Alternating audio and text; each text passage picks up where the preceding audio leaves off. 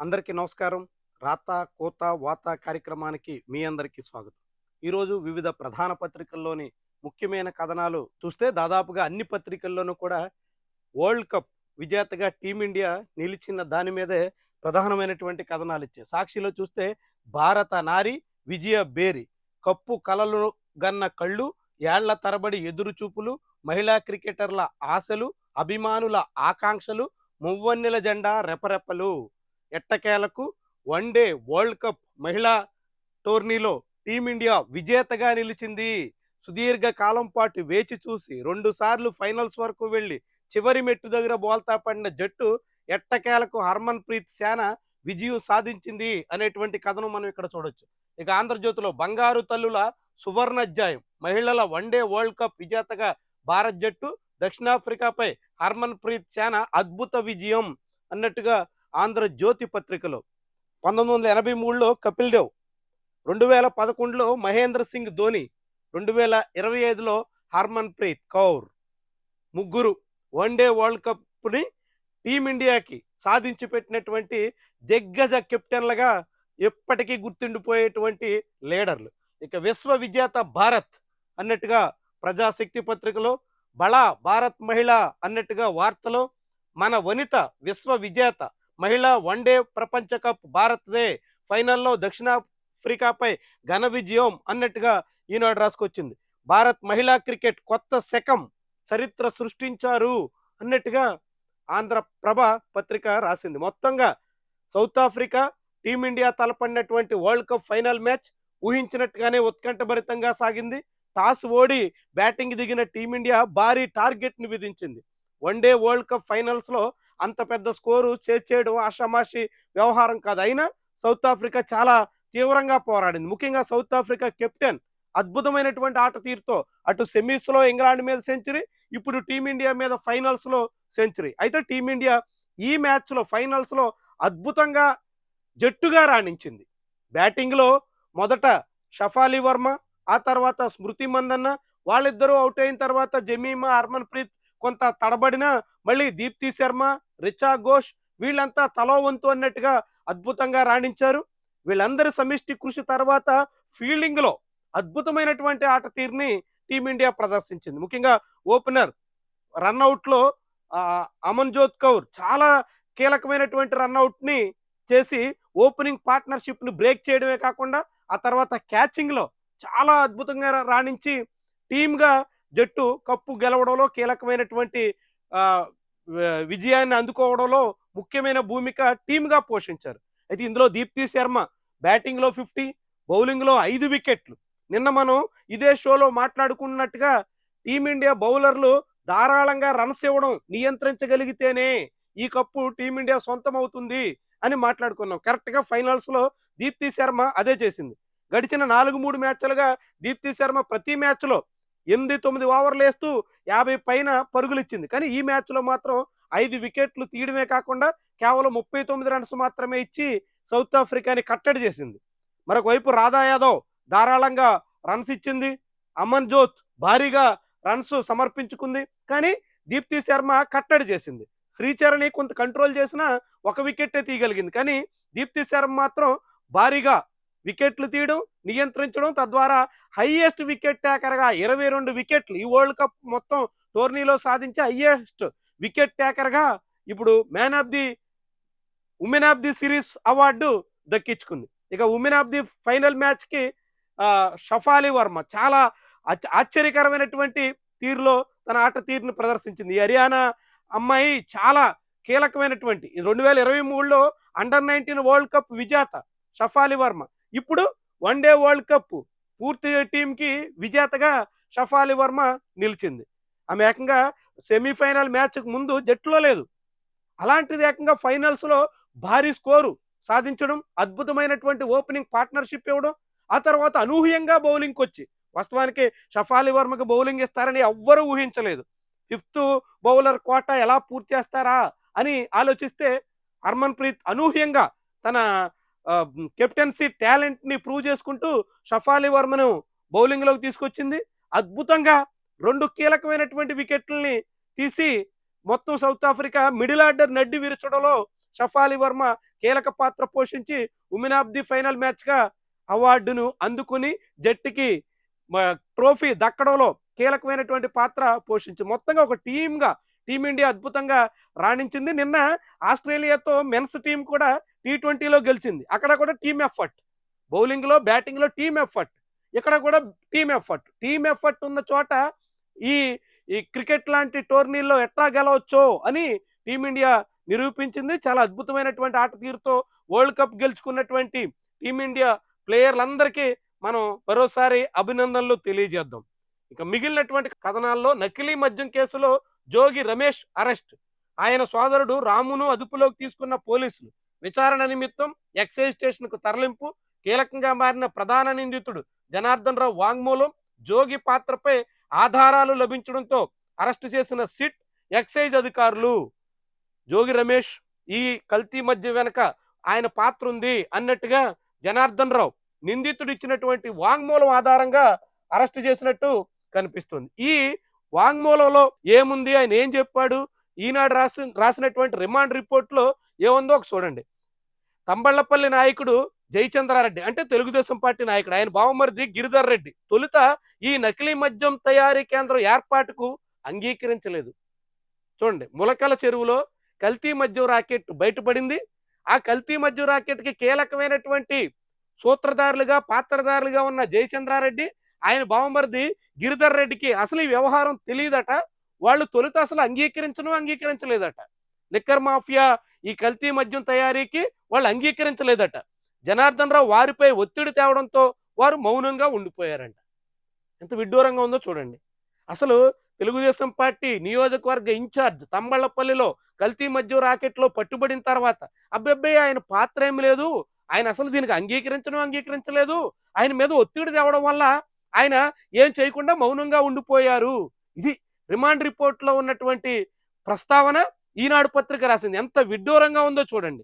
Telugu Desam party నాయకులకి ఈ కల్తీ మద్యం దందాలో ఎటువంటి పాత్ర లేదు అని చెప్పేదానికి, టీడీపీ తమ్మళ్లపల్లి నియోజకవర్గ ఇన్ఛార్జిని కాపాడేదానికి ఎలా వ్యవహారం నడుస్తుందో చూడండి. అధికార పార్టీ అండదండలు లేకుండా విపక్షంలో ఉన్నటువంటి నాయకుడు ఒత్తిడి తెస్తే ఆయన మాట విని కల్తీ మద్యం రాకెట్కి సహకరించారంట. ఇంత విడ్డూరంగా ఉంది.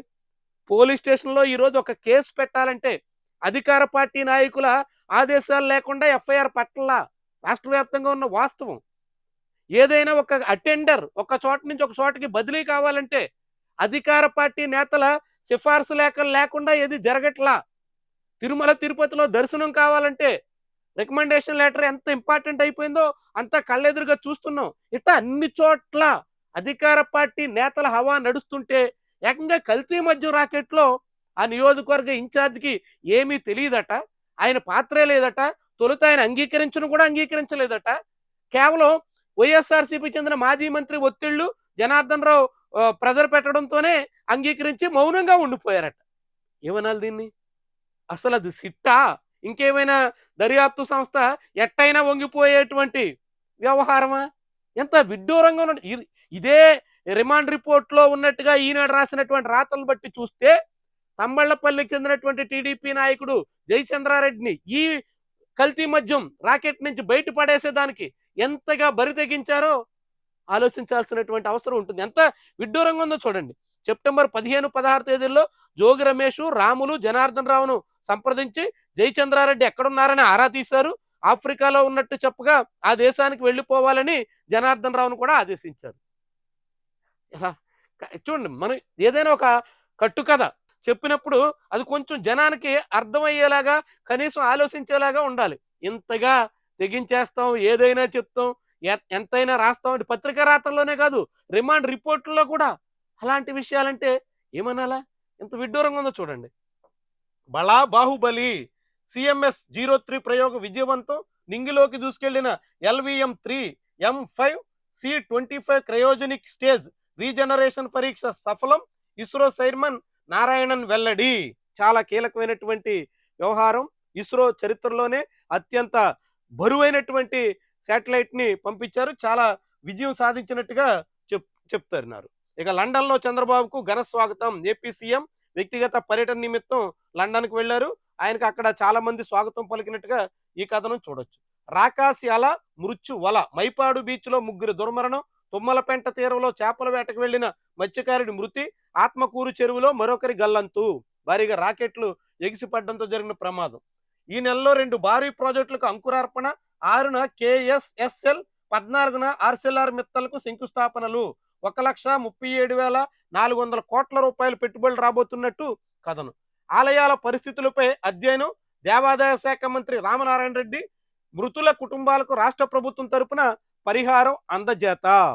కాశీబుగ్గ శ్రీ వెంకటేశ్వర ఆలయంలో జరిగినటువంటి ప్రమాదంలో బాధిత కుటుంబానికి ప్రభుత్వం నష్టపరిహారం చెల్లించి చేతులు దులుపుకుంటోంది. చేతులు దులుపుకుంటుందని ఎందుకనాలంటే, ఈ మొత్తం ప్రమాదం విషయంలో ప్రభుత్వం తన వైఫల్యాన్ని కప్పిపుచ్చుకునే ప్రయత్నంలో ఉందనేటువంటి విషయం అందరికీ ఇట్టే అర్థమవుతుంది. 20-25 మంది ఒక చోట గుమికూడుతున్నారు. అందులోని చిన్న టౌన్ కాశీబుగ్గ, పలాస అంటే అంతా కలిపి 50-60 మంది జనాభా ఉన్న చోట 25,000 మంది బయట ప్రాంతాల నుంచి వచ్చి ఒక చోట గుమికూడితే ఎంత హడావుడి ఉంటుంది, ఎంత వ్యవహారం నడుస్తుంది, ఎంతగా పోలీసులు అప్రమత్తం కావాల్సి ఉంటుంది. అయినా సరే కళ్ళు అప్పగించి అక్కడ జరిగినటువంటి మొత్తం తంతును చూసినటువంటి ప్రభుత్వం విడ్డూరమైనటువంటి తీరు, ఎవరిని బలి పశువు చేస్తారు. ప్రజాశక్తి పత్రికలో రాసినటువంటి ఈ కథనం ద్వారా పోలీసుల అదుపులో 2 తాపీ మేస్త్రులు, గుడి నిర్మాణంలో భాగస్వాములైనటువంటి 2 తాపీ మేస్త్రులు, అంత పెద్ద ప్రమాదం జరిగితే అసలు కారకుల్ని కప్పిపుచ్చి అసలు లోపాల్ని మసిపూసి మారేడుకాయ చేసి జనాల్ని మభ్యపెట్టే ఉద్దేశంలో ప్రభుత్వం ఉందా అనే అనుమానాలు బలపడుతున్నాయి. చూడండి ఎంత విడ్డూరంగా ఉందో. 2 తాపీ మేస్త్రుల్ని అరెస్ట్ చేసి ప్రభుత్వం ఈ మొత్తం ఉదంతాన్ని ముగించాలని చూస్తుందంటే చూడండి. కడితి ప్రకాశరావు, పొందర చక్రపాణి వీళ్ళిద్దరిని పోలీసులు అదుపులో తీసుకున్నారట. అసలు అక్కడ ఏమైనా ఎవరికైనా గడిచిన కొంతకాలంగా ఆ ఆలయం ఉత్తరాంధ్ర తిరుపతిగా పేరు పొందింది. ప్రతిరోజు 2-3 వేల మంది అక్కడికి వస్తున్నారు. ఏకాదశి ఇతర పర్వదినాల్లో అయితే 10-15 వేల మంది వస్తున్నారు. ఇది గడిచిన కొన్ని నెలలుగా సాగుతోంది. అలాంటప్పుడు ఏకాదశి, కార్తీక మాసం, శనివారం ఇవన్నీ కలిసి వచ్చినప్పుడు ఎంత భారీ సంఖ్యలో వస్తున్నారని ఇంటెలిజెన్స్‌కి నిఘా ఉండాలా?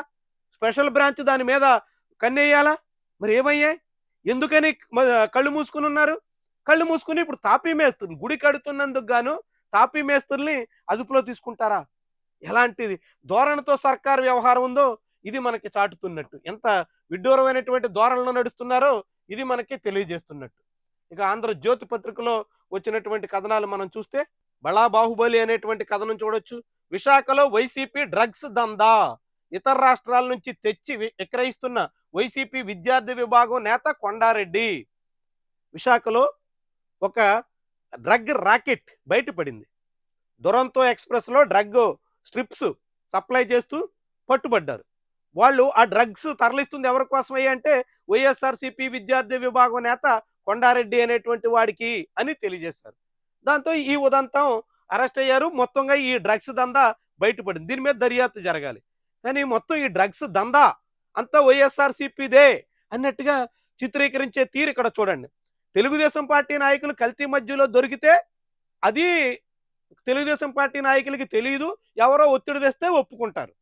డ్రగ్స్ మాత్రం వైఎస్ఆర్సీపీ వాళ్ళదే. అంటే ఆంధ్రప్రదేశ్లో రాజకీయ నేతలు ఏ పార్టీలో ఉన్న అధికార విపక్షంలో ఎక్కడున్నా కల్తీ మద్యం, డ్రగ్స్ ఇలాంటి దందా ఎంత యథేచ్ఛగా నడిపిస్తున్నారో ఈ ఉదంతాలన్నీ మనకి చాటుతాయి.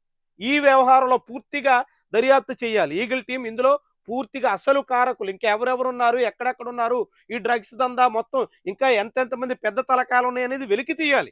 ఎందుకంటే యూత్ జీవితాలతో ఆటలాడుకుంటున్నటువంటి వైనాలు ఏదో చిన్న చిన్న వాళ్ళతో ముడిపెట్టి సరిపెడితే అది ఆగేటువంటి అవకాశం ఉండదు. రాయాలా వద్దా? టెట్పై అయోమయంలో ఇన్ సర్వీస్ టీచర్లు. 1,00,000 మంది టీచర్లపై టెట్ ప్రభావం. ఇప్పటిదాకా 6,000 మంది దరఖాస్తు. రివ్యూ పిటిషన్కు సర్కారు నిర్ణయం. సుప్రీంకోర్టు తీర్పుపైనే భవితవ్యం. టీచర్లు ఇన్ సర్వీసులో టీచర్గా ఉద్యోగం చేస్తున్నటువంటి వాళ్ళు కూడా టెట్లో క్వాలిఫై కావాల్సిందే సుప్రీంకోర్టు ఆదేశం. దీని మీద తమిళనాడు లాంటి రాష్ట్ర ప్రభుత్వాలు ఇప్పటికే రివ్యూ పిటిషన్ వేసాయి. ఆంధ్రప్రదేశ్ రాష్ట్ర ప్రభుత్వం మాత్రం రివ్యూ పిటిషన్ వేస్తాం అని ప్రకటించి వారం అవుతుంది, ఇంకా పిటిషన్ వేయలేదు. మరి వేస్తారా? వేస్తే ఏమవుతుంది? ఎప్పుడు నిర్ణయం తీసుకుంటారు? ఈలోగా టీచర్లు ఏం కావాలా? చాలా టెన్షన్లో ఉన్నారు. టీచర్లకి ఇప్పుడు టెట్ అనేది చాలా పెద్ద గుదిబండగా మార్చినటువంటి తీరున కనిపిస్తుంది. వాన లోటు తీర్చిన మొంతా తుఫాను, గణనీయంగా పుంజుకున్న వర్షపాతం, భూగర్భ జలాలు కూడా భారీగా పెరిగినట్టు లెక్కలు. రోడ్డు ప్రమాదాలకు ఇకపై కాంట్రాక్టర్‌కు జరిమానా. రోడ్డు ప్రమాదాలు జరిగితే, రోడ్డు దుస్థితి కారణంగా అక్కడ ఏదే ప్రమాదం జరిగినా దానికి కాంట్రాక్టర్లు కూడా పనిష్మెంట్ అనుభవించాల్సిందే. కేంద్ర ప్రభుత్వం నిర్ణయం. గడ్కరీ తీసుకున్నటువంటి ఈ నిర్ణయాన్ని అభినందించాల. ఎందుకంటే బీఓటీ హైవేల పరిధిలో ఏడాదిలో ఒకటి కంటే ఎక్కువ జరిగితే 25,00,000, ఆ తర్వాత ఏడాది పునరావృతమైతే 50,00,000.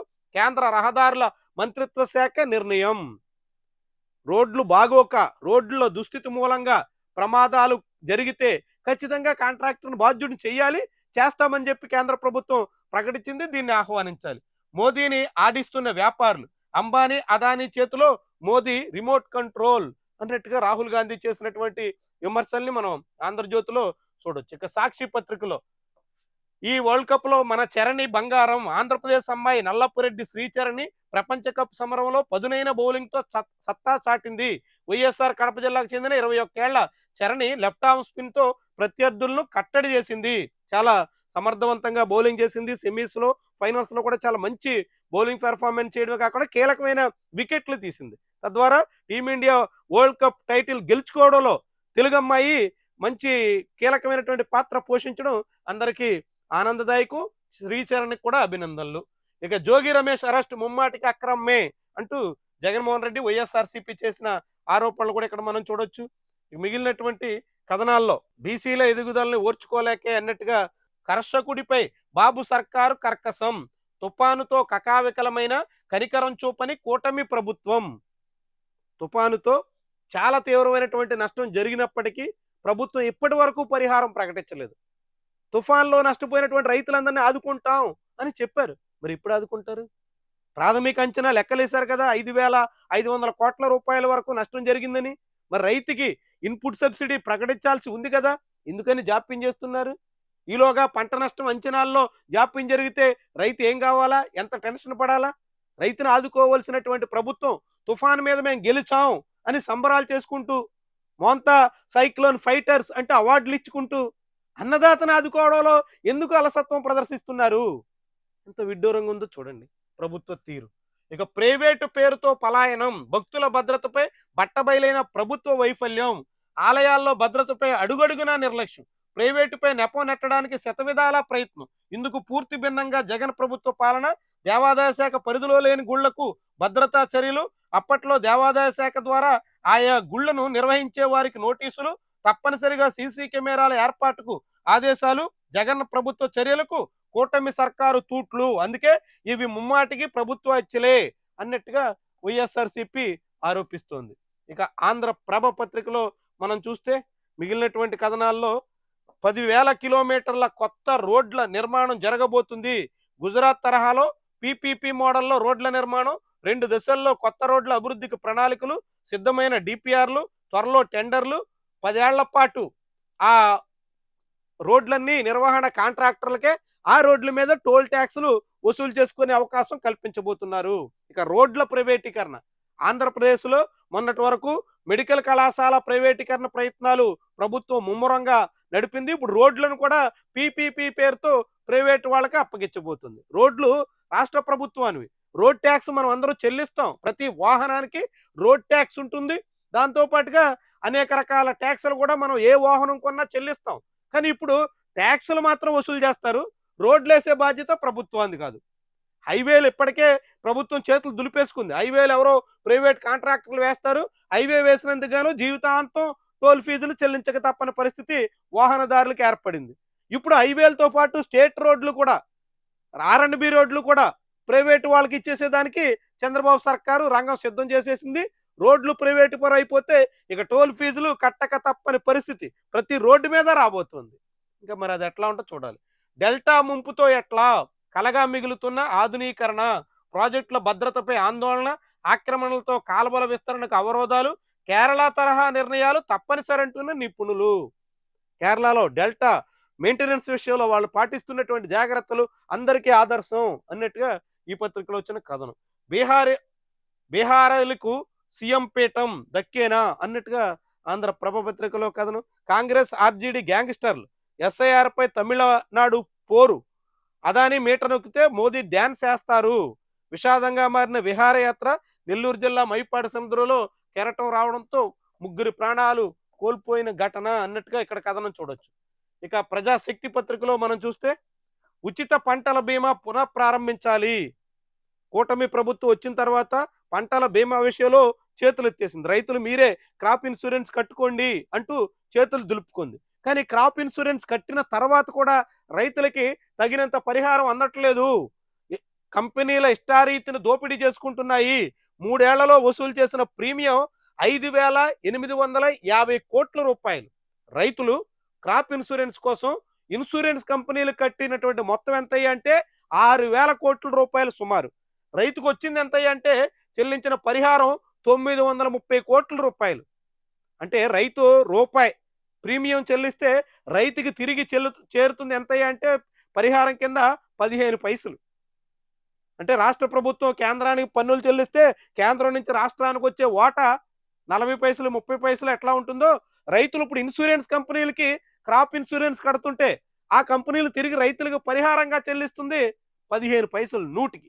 ఎంత విడ్డూరంగా చూడండి. కంపెనీలు రైతుల పేరుతో క్రాప్ ఇన్సూరెన్స్ పేరుతో ఎన్ని వేల కోట్లు కొల్లగొడుతున్నాయో చూడండి.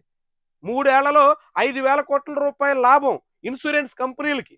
అంటే ఏడాదికి 1,500 కోట్ల రూపాయలు పైబడి క్రాప్ ఇన్సూరెన్స్ ద్వారా కంపెనీలు లాభాలు గడిస్తున్నాయి. కానీ రైతు ఏమవుతున్నాడు? నానాటికి అన్నదాత కుదేలైపోతున్నాడు. ఎలాంటి విపత్తులు ముంచుకొచ్చినా కోలుకోలేక తల్లడిల్లిపోతున్నాడు, అప్పుల ఊబిలో కూరుకుపోతున్నాడు. దేశంలోనే ఆంధ్రప్రదేశ్ ప్రజలు అత్యధిక అప్పుల్లో కూరుకున్నటువంటి జాబితాలో నెంబర్ 1 ప్లేస్లో ఉన్నారు.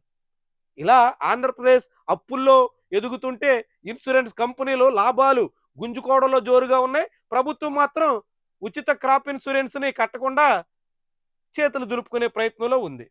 ఇక గ్రామాల్లో పంట నష్టం జాబితాల ప్రదర్శన, వ్యవసాయ శాఖ డైరెక్టర్ మనజీర్ జిలానీ వెల్లడి, నకిలీ మద్యం కేసులో జోగి రమేష్ అరెస్ట్ అన్నట్టుగా ఇక్కడ కథనం చూడొచ్చు. లోపల పేజీలో ఉన్నటువంటి 1-2 ముఖ్యమైన కథనాలను కూడా మనం పరిశీలిద్దాం.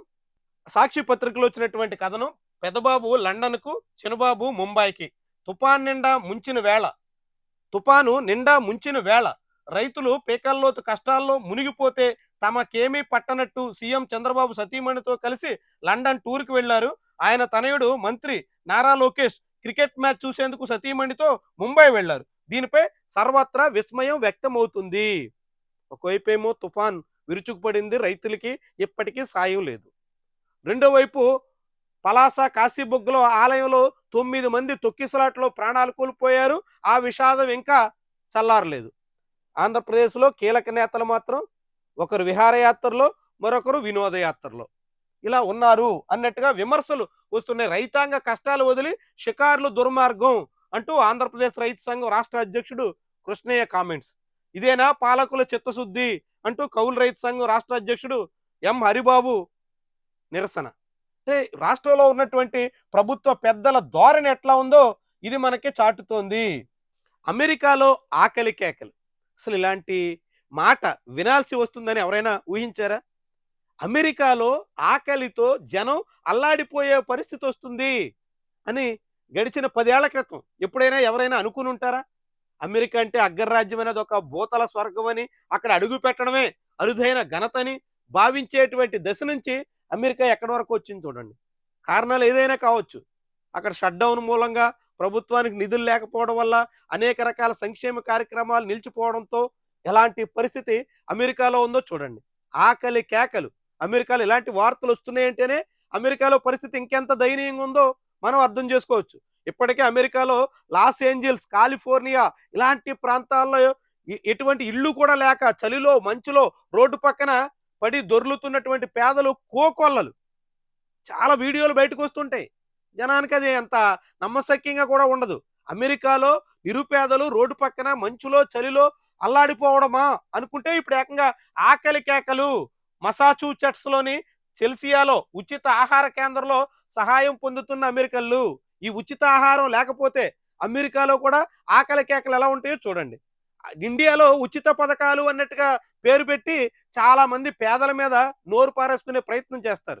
అన్ని సమస్యలకి పథకాలే మూలం అన్నట్టుగా చిత్రీకరించేదానికి పూనుకుంటారు. అమెరికాలో కూడా ఆ పథకాలు లేకపోతే, ఆ ఉచిత పంపిణీలు లేకపోతే ఇది పరిస్థితి. ఇలా ఆకలితో అలమటించిపోయేటువంటి వాళ్ళు వేలాది మంది రోడ్డున పడతారు. ఇదొక ఉదాహరణ అన్నట్టు. ఇక జేఈఈ మెయిన్స్‌లో కాలిక్యులేటర్‌కి అనుమతి లేదు. కాలిక్యులేటర్ అనుమతించేస్తారు. దీంతో మ్యాథ్స్‌లో లెక్కలన్నీ సునాయాసంగా చేసేయొచ్చు. దాంతో కట్ ఆఫ్ కూడా పెరిగిపోతుంది. ఇట్లా రకరకాల ఊహాగానాలు వినిపించాయి. అయితే ఎన్‌టీఏ దాని మీద క్లారిటీ ఇచ్చింది. జేఈఈ మెయిన్స్‌కి ఎటువంటి పరిస్థితుల్లోనూ కాలిక్యులేటర్ అనుమతించరు. ఆ సిస్టమ్‌లో ఉన్నటువంటి కాలిక్యులేటర్ మాత్రమే వాడుకునే అవకాశం ఉంటుంది అన్నట్టుగా ఈ కథనం సారాంశం. ఇవి ఈరోజు వివిధ పత్రికల్లో వచ్చిన ముఖ్యమైన కథనాలు. ఆ కథనాల వెనక అసలు కథలు, వార్తల వెనక వాస్తవాలు. ప్రతిరోజు ఇదే రీతిలో రాత, కూత, వాత పేరుతో మన విశ్లేషణ కార్యక్రమం కొనసాగుతుంది. ఖచ్చితంగా ఫాలో అవ్వండి. మీ అభిప్రాయాన్ని కామెంట్ రూపంలో తెలియజేయండి. దాంతో పాటుగా ఛానల్‌ని సబ్స్క్రైబ్ చేయడం, ఈ వీడియోని లైక్ చేయడం మాత్రం మీరు మర్చిపోవద్దు. Thank you very much for watching.